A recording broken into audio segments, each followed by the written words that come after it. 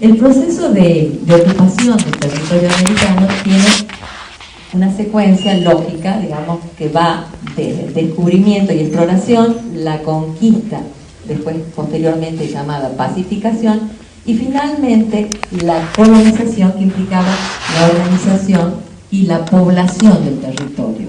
En este proceso de colonización, fundar ciudades y poblarlas era un fin fundamental, una necesidad para poder consolidar este territorio como cualquier otra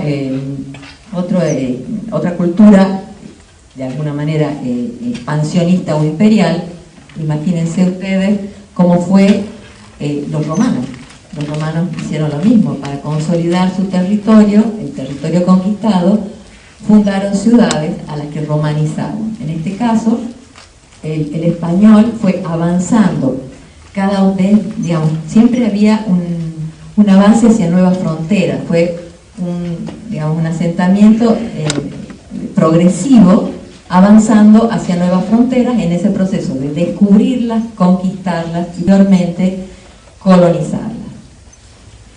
Lo consideraba fundamentalmente como un medio para dar cumplimiento a la función evangelizadora, que ese era el fin con el cual venían a América y,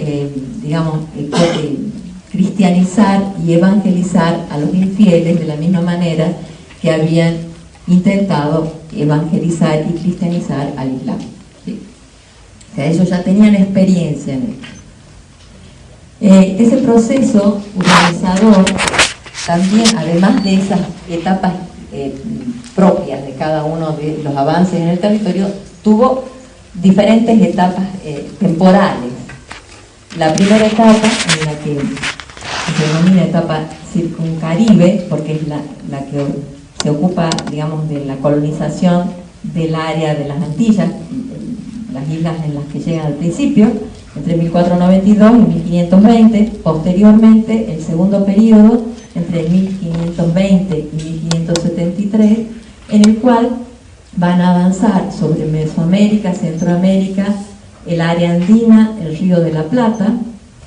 Un tercer periodo que corresponde al periodo que va a fines del siglo XVI y siglo XVII, y que corresponde a un momento en el cual se va a consolidar todo este territorio ya conquistado, con la fundación de menos ciudades, pero una organización administrativa más eficaz.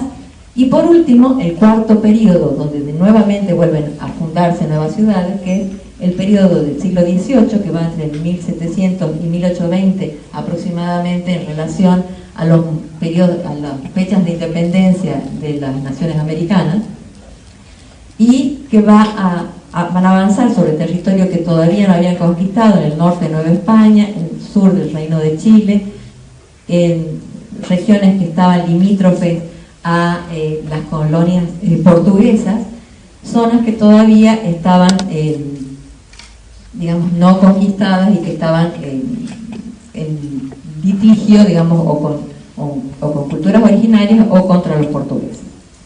Y a partir, como veníamos diciendo, todo este proceso va generando permanentemente nuevas fronteras de avance.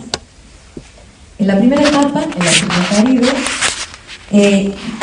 casi no hay ciudades que perduraron, porque fueron instalaciones precarias que iban avanzando en el territorio, factorías fortificadas primero, centros de conquista después, y ciudades a partir de 1502 con Santo Domingo, San Juan de Puerto Rico, Nombre de Dios, Santiago de Cuba, La Habana, Panamá, digamos. Ustedes ven que son en las islas del Caribe y en Centroamérica, todavía están por ahí. En esta etapa, la primera que se puede considerar ciudad es Santo Domingo, y en esta etapa primera, mientras el gobierno de ultramar administraba todo el territorio, los conquistadores que iban, digamos, tomando nuevos territorios, eran legitimados por la corona, nombrándolos como gobernadores o adelantados. O sea que había un gobierno también en América dependiente de España, que era el de los adelantados de Indias, que tenían facultades políticas, militares y administrativas simultáneamente con la administración de la corona española. O sea, había una situación compleja entre estos adelantados que gobernaban sus propios territorios y el gobierno de ultramar. El primer gobernador de las Indias en la española fue Nicolás de Obando en 1502.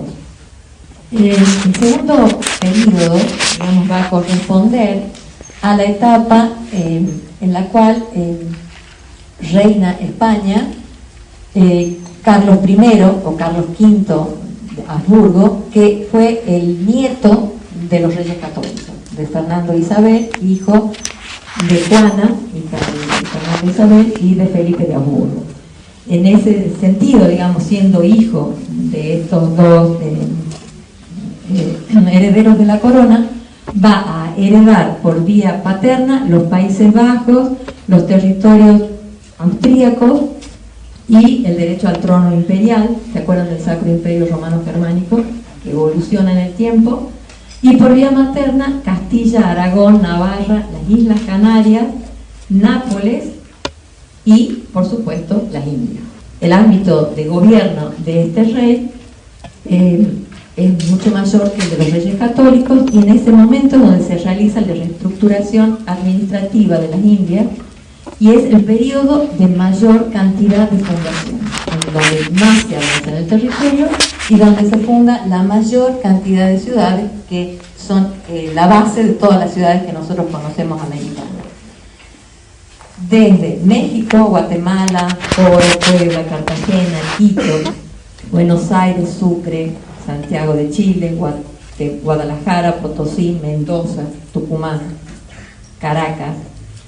Estas ciudades tenían, digamos, dos tipos de implantación: o ciudades portuarias, donde llegaban con los barcos, obviamente, y las que permitían la extracción, era la puerta de entrada y salida a España, y que estaban permanentemente sometidas a piratería, porque los ingleses, los franceses, los holandeses atacaban todos los convoyes que iban, digamos, de América a España, llevando todo lo que sacaban. Y por otro lado, las ciudades mediterráneas, que estaban, digamos, que eran las ciudades de avanzada en territorio hostil ocupado por los pueblos originarios, en ese proceso de avance desde el norte hacia el sur. Para organizar este territorio ya mucho más extenso, mucho más amplio, y con era imposible administrarlo directamente desde España, con lo cual se organiza un nuevo sistema, que es el sistema de las audiencias y los virreinatos. Primero aparecen las audiencias, que las audiencias, no les voy a decir en orden, digamos, de aparición, pero la de México, la de Nueva Granada, Panamá, Guadalajara, Quito, Lima, Charcas, Chile, Santo Domingo, que fue la primera, organizadas en dos grandes virreinatos: el virreinato de la Nueva España, con capital en México, y el virreinato del Perú, con capital en Lima. Ya no Cusco, digamos, se traslada la capital del incanato a Lima, que es una ciudad portuaria en el Pacífico, que permitía un dominio diferente del territorio. Con esta nueva organización administrativa, España intenta organizar la colonia en función de estas instituciones, que son los virreinatos, que eran el que tenía máximo poder en América y que representaban al rey en América, y tenían atribuciones de gobierno, militares, de hacienda, judiciales, religiosas. Era el vicepatrono de la iglesia, o sea que tenían el poder político y el poder religioso. Y las audiencias, que eran, digamos, el más alto tribunal de justicia en América, y que tenía jurisdicción civil y criminal, y también tenía injerencia en la iglesia, digamos, en el ámbito eclesiástico. Serían, digamos, para administrar el territorio. Y por otro lado, estaban las gobernaciones en aquellos territorios que estaban digamos, no bajo el poder de las audiencias, pero que dependían directamente de los virreinatos. Esas viejas gobernaciones, en algunos casos, independientes de las audiencias, tenían también poder político y administrativo. Uno de los elementos fundamentales para la administración colonial fueron el régimen municipal, cuyo edificio principal, ustedes saben, el cabildo o el consejo municipal. Es la función del cabildo. ¿A qué les recuerda? Digo, el actor. A los ayuntamientos, exactamente. A los gobiernos de las ciudades. ¿Se acuerdan cuando empiezan a aparecer esos gobiernos que administraban las ciudades, que tenían la función de el buen gobierno de la misma ciudad, y las funciones del cabildo? En América, digamos que traslada de alguna manera el concepto de municipio español. Estaba compuesto por el alcalde y los concejales, y tenía como función el control del presupuesto y las rentas del propio municipio, el control del abastecimiento de víveres, la persecución de la delincuencia, o sea, eran cabildo y cárcel, y la administración de la justicia local. Cada una de las ciudades de cierta envergadura tenía un cabildo, más grande, más chico, pero este era el edificio que representaba de alguna manera al poder civil en la ciudad. Nunca fue tan importante como los edificios religiosos. Pero ustedes conocen algún cabildo. ¿Cuál? De Salta. El de Salta, el de Buenos Aires. ¿Dónde estaba el cabildo de Tucumán? La Casa de Gobierno. Exactamente, en el lugar que estaba la Casa de Gobierno, y tenía características muy similares a esta, porque es una tipología que se repite en toda América. La tercera etapa corresponde, digamos, desde el punto de vista administrativo, corresponde al gobierno en general de Felipe II, y en ese momento España es la principal potencia europea, porque Felipe II es hijo de Carlos I de España e Isabel de Portugal, o sea que tiene bajo su poder todos los territorios que correspondían a España y a Portugal. Se dice que en ese momento gobernaba los dominios donde nunca se ponía el sol. El Imperio Español era la principal potencia europea en ese momento. Miren, esto es todo el territorio que tenían bajo el poder los españoles, y todo esto es lo que tenían los portugueses. O sea, en alguna parte de cada uno de los continentes estaba el poder de la corona española.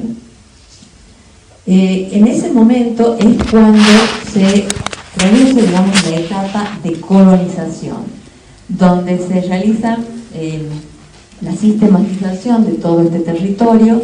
Se crean o fundan muy pocas ciudades nuevas, algunas como Córdoba, Santa Fe de la Veracruz, Buenos Aires, Salta, San Juan, Panamá la Nueva, o algunas ciudades en Cuba, pero es un periodo de colonización, no ya de conquista, y de transformación del entorno de las ciudades.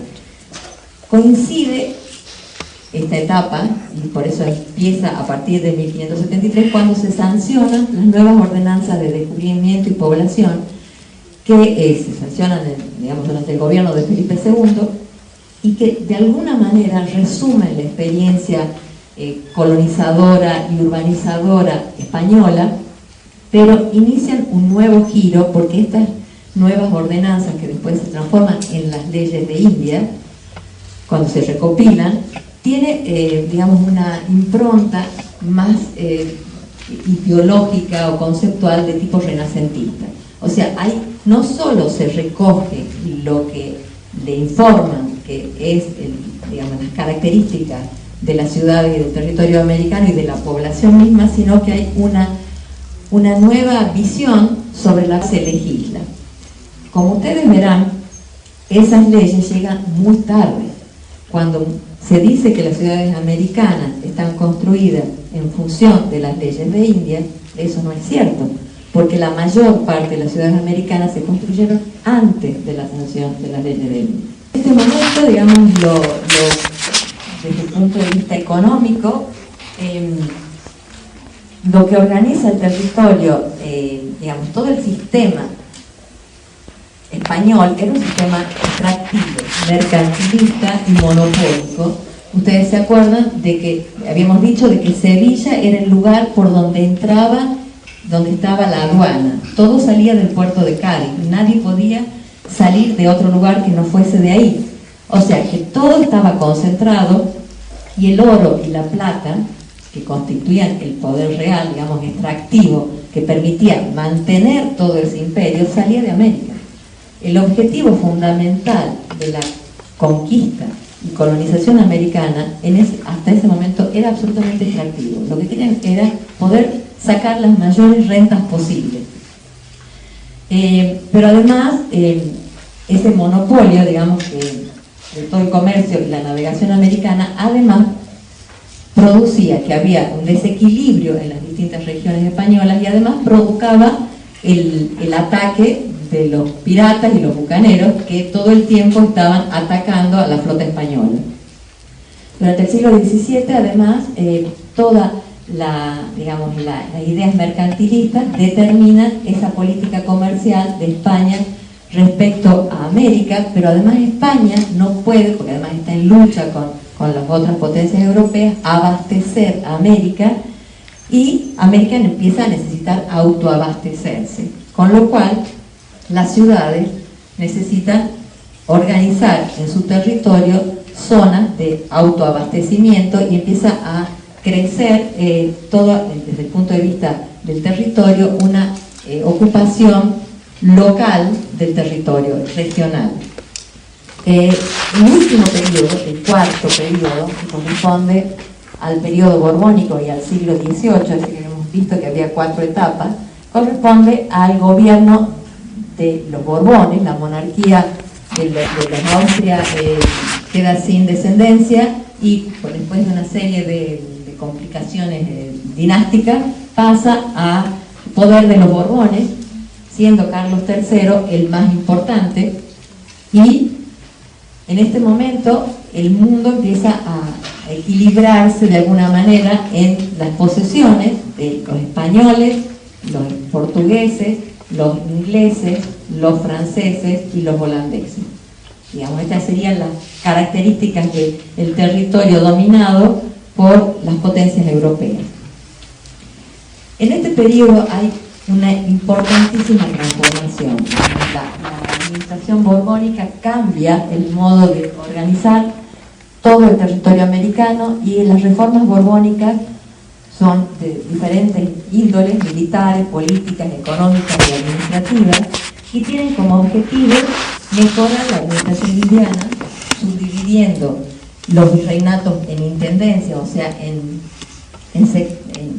áreas menores de administración, más fácil de administrar. Por otro lado, impulsar el crecimiento económico, aumentando los ingresos de la corona a partir del libre comercio, liberar el comercio, ya no todo va a pasar por el puerto de Cádiz y por Sevilla. Mejorar el dispositivo defensivo, tenían conflictos con los límites con los portugueses y con algunas tribus que todavía estaban no dominadas por los españoles. Y este siglo XVIII, que coincide, con el siglo de la razón y las luces, que ustedes han visto, con las características que ustedes han visto que tenía la Europa del siglo XVIII, la Ilustración, ese nuevo conocimiento sistemático y sistematizado del mundo, va a influir absolutamente en el modo de organización del territorio americano. Desde el punto de vista de la administración, se van a crear nuevos virreinatos. Del siglo XVI eran, como habíamos visto, el de Nueva España y el de Perú, y en el siglo XVIII se va a crear el virreinato de Nueva Granada en 1717 con capital en Santa Fe de Bogotá, o sea, empiezan a dividir de alguna manera los enormes virreinatos para poder administrarlos mejor, y el virreinato del Río de la Plata con capital en Buenos Aires, que además va a permitir la salida de los productos no solo por el Pacífico, como era hasta ese momento, sino por el Atlántico, de forma más directa. Y además, digamos, con todas estas reformas en el comercio americano, el libre comercio, finaliza el monopolio de Cádiz, se abren nuevos puertos españoles, pero también nuevos puertos americanos, o sea, ya no todo venía desde Cádiz al Caribe, cruzando por el estrecho, no por el estrecho, no existía, cruzando por Panamá y saliendo al Pacífico. Imagínense cómo era esto, que lo pasaban de un lado al otro por tierra hasta Lima. Empiezan a tener importancia otros puertos, además de los puertos del Atlántico. Se modifica el sistema de flotas y galeones y se adoptan nuevas medidas contra el contrabando.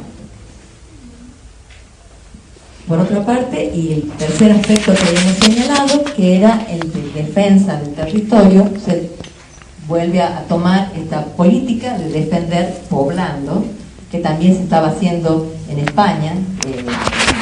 Carlos III también, digamos, todas las nuevas ciudades españolas también van avanzando en ese sentido de consolidar a través de nuevos núcleos urbanos, territorios todavía poco consolidados, a través de, además de la consolidación de fronteras con fuertes, fortines y presidios, la aparición de postas y caminos que vinculen todo el territorio, creando ciudades de nueva planta en las zonas del Virreinato del Río de la Plata, en la Capitanía de Chile, en el Virreinato de Granada, en el norte de Nueva España, y transformando las ciudades existentes.